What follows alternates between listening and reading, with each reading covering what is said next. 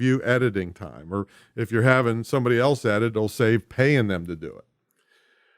Now, have some way to confirm that you are actually recording. Okay, so I have several meters going that I can see the waveform on the iMac, and both of the H4n and the H5s have meters on the front of them, so I see that there's an audio signal getting through on both tracks.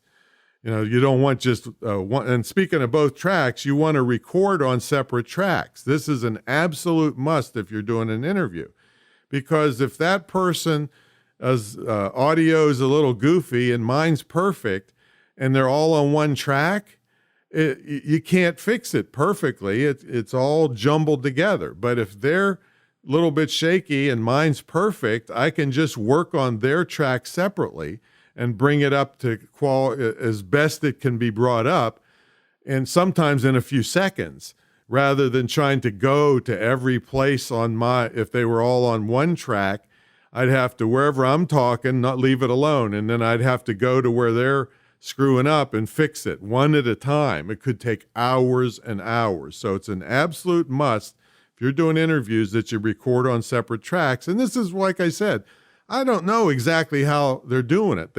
I have a mixing board and the computer and a Zoom, and there used to be Skype, which I'm going to talk about in a minute, but it's going on separate tracks on all my recorders and the iMac, so that if I have to, and I always have to fix their file, because it's me recording locally is always going to be perfect. But them coming through the internet, it can be all over the place. So that's an absolute must, is make sure you record on separate tracks. All right, so I mentioned Zoom, the software. Now we're not talking about the digital recorders. We're talking about the recording apparatus that I use.